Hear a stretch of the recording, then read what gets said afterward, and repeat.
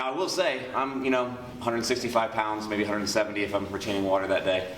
I'm not a big dude, and we kind of think of figure fours, whether you like to call them Kimuras, chicken wings, up branch, down branch, whatever you want to call it, as being a strong guy move, where if you're bigger, stronger than your opponent, figure fours work great. If you're smaller, maybe not so much.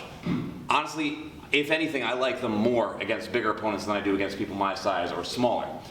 For a long time, however, that was not the case. So let's say I'm in just like a very basic closed guard, and I'd be like, I'm gonna go for some sort of a Kimura here, and then he like locks his hands in really tight, and I'm like, how do you get this out? And oh man, they don't work on bigger guys. Okay, maybe you won't be able to just rip the arm out and finish it right off the bat there, but the reaction that he's giving you is going to create a multitude of other opportunities that you might not necessarily have had, especially on a larger opponent, let alone on somebody your size. Now, basically, the concepts that we're going to start with can apply from closed guard, from open guard, from half guard, or even from side control. We're going to start it from side control, but the only thing that I would change if I was doing it from any of the other positions would be to sneak my hip through. We'll talk about that a little bit later. I know we've got all different experience levels. Some of you guys have never done anything grappling related in your life. Some of you are very proficient grapplers already. So we're going to start with a very simple version of it, and then we can make it a little bit more complicated as we go. So I'm going to start with my opponent already past my guard. Obviously this is not a best case scenario for me, but we can do the exact same thing before my opponent passes the guard. Now, like I said, when I was a beginner, I used to think that going for anything along the lines of figure four without having your opponent locked in guard was just going to get you armbarred. I'm sure most of you guys have seen the GSP versus Matt Hughes fight from many, many, many moons ago where GSP got armbarred, doing something very similar to what I'm doing right now. And yes, that is an issue that we need to be aware of, and we will talk about that, but we're also going to talk about why you don't need to be as worried about it as you think you do. But just bear with me, we'll get to that. So all I'm doing for right now, guys, is just my double frames. I don't want to let my opponent get, arms exposed, kill with the hip, or kill with the shoulder pressure. Yes, he got past my guard, but I've got a frame under his neck, and I've got a frame between me and his face. Like Coach Jeremy was talking about, these concepts should apply pretty much equally in MMA, self-defense, or pure jiu-jitsu competition. It's kind of what we do here. So if I'm here and I leave this arm out here and he starts punching me with his left hand, that's obviously not going to end very well for me. I should have been protecting myself here. But even if he's not allowed to punch me, and this isn't a self-defense or MMA situation, I still want to be monitoring this arm, because if I ignore it, he starts smashing me with shoulder pressure and things go downhill for me. Let's get away from the pillar just a little bit if you don't mind. So when we get to this point here, guys, I've got my double frames. All I'm going to do is apply a little bit of upward pressure with my left elbow, the one that's underneath his chin. As I do that, this is almost going to be like two dominoes falling, or like two drumsticks, one then immediately after the other. I'm going to apply that pressure with my left elbow. As I do that, I'm already on my right hip. I'm turning a little bit harder on my right hip, up onto my right shoulder. Elbow, hip, forearm, sneaks to his forearm. Again, very similar to what we were talking about from that collar tie. I don't need to grab this. I just need to have something in the way. And then I punch my left arm through, down through this space. Now, what I want is to secure a 5-finger grip on my forearm. This hand, I don't really care. Because if he does nothing, I've still got my grip here. And I can finish that lock right off the bat. Now, he's going to do something. But if I'm here and he starts kind of trying to straighten his arm out, it slides right into my grip. And again, I've got my finish. Most of the time though, again, on a bigger, stronger guy, he's like, what is this pipsqueak doing? And he just pulls his hand in. He's like, you're not getting that out. And that's what I want. All those other reactions are great. We finish it right there. But this is by far the most common, and this is what I want. Because he went into kind of protect mode. He shelled up, he pulled everything in really tight. He's like, you can't pull the arm out. I'm like, okay, maybe not, but I'm not going to try. I may pretend that I want to, but all I'm looking to do, guys, is slide my hips away a little bit. You guys see how I created that space there? Because he shelled up tight, he's giving me room to work with.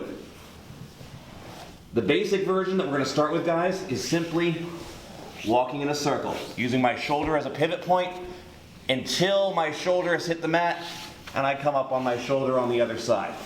As soon as I'm on my other side, where I've gone almost a full circle, my bottom knee, which was formerly my top knee, will sneak through that space below his arm and above his hip. Now I'm up on my left shoulder, my left hip is hooking his, my right leg will now hook his face. Here. If he's driving really hard forward, I'm going to stay here and we'll finish a belly down arm bar. But the vast majority of the time, especially like Coach Jeremy was saying when you're doing this competition speed, I'm not gently caressing the side of his temple here. I'm smashing my hamstring hard into that temple to make his neck turn. Basically, cross-facing him with my hamstring. So don't do that hard to your teammate when you're practicing, but when I get to here, usually his weight will be shifting the other direction. If it doesn't, we go belly down, that's fine, but most of the time, we will wind up here. I'm still keeping my figure 4 grip with my knuckles in a straight line. They call it the motorcycle grip because it's like you're revving the throttle on a motorcycle. On both hands. Most likely he has locked his hands together at this point. That's okay. I'm not worried about that, but I'm in a way stronger position than I was, even if I started this from guard, let alone if I started it from side control. So again, from side control, double frames up on my hip. Just a shallow hip right now. We'll get to a deep hip in a second. Elbow, forearm, hip, punch. Once we get to here, don't do this, where I'm far extended away from my opponent's arm. Pull it tight to your chest. Then he decides to pull it in tight. Oh well, I'm not gonna pull it out. No big deal. Now I can scoot myself away, create a space that I can duck my head through, and do it nice and slow. Walk in a circle, avoid the beam if there's a beam there. All the way until you turn onto your other shoulder. It'll kind of happen naturally. You kind of only have one direction that you can go. Now my knee comes through. You see how my left foot is hooking behind his hip / back. Now my right leg comes all the way over. Bite, pinch my knees, turn and extend my hips. And we'll use that as our stopping point. That exact movement can be made as complicated or as athletic as you want it to be. That is the way I practiced it for ages. I still practice it that way sometimes. As you get a little bit more comfortable with it, a slightly more intermediate version of the exact same thing once we get to here is instead of doing this in a slow, methodical movement, which obviously is not always going to be quite as feasible when my opponent is actually resisting me, I'm going to pop my hips and swing them in a circle. That's not that difficult even without a grip on him, but if you've got that grip on him, it's very easy because that gives me a lot of leverage to turn myself into the grip one. You're almost pulling yourself in that full circle. Some of you guys have used a very similar north-south escape, but it's actually the same concept. So whether I get to this point here and then I walk in a circle, or I start from here and then go in one circle and bite, or I do a hybrid of the two, which is honestly what's going to happen in a lot of cases. I'll shift to here, see how his reaction is. Okay, fine, we're going the rest of the way to here. And you guys notice that I'm leaving a lot of space as I hook with my left knee underneath. The right leg is an afterthought. What I don't want to happen is for that space to close. That's where things are not the end of the world for me, but not ideal. I do not care about my right leg, not much. I've got a frame against his neck, I've got a frame against his hip. This is good stuff for me. Right leg can come over whenever I feel like it. Like, yeah, I'm probably not going to wait all that long, but once I get to here, I'm feeling pretty good at this point. Here, leg over, pinch, bite, and extend. So that's a little bit more intermediate version of the same movement. You can get more advanced with it. We'll talk about that later, but let's start with those right now. The closer to his body my arm is, the worse for me, the better for him. Vice versa. If I get his arm closer to my body and my arm farther from his body, then it gets better for me. Does that make sense? You're trying to put your arm to your chest, right? Right. Okay. Like that. Okay. Now, am I doing like an arm wrestling match against two of his arms with one of mine? No. I'm just trying to make it a little bit more of a battle, a little bit more body that he has to get through, and a little bit of a better angle for me. But that's not going to be enough by itself. That's just kind of our starting point. At the same time, you guys notice as I feel, go back to the beginning if you don't mind, sir. As he goes into that position, if I screwed up, you notice that I'm not doing what we were talking about a second ago with my bottom arm, where I'm like, okay, I'm going to try to block his hips here. A lot of people do that, and it will stop intermediate figure 4 people, will not stop great figure 4 people. Which is why, as I feel him lock this grip up, so we go back to the beginning, He gets his double frames, he shoots that arm over the top and he locks me up here. I lock my arm back. You guys notice how I'm sneaking my weight back?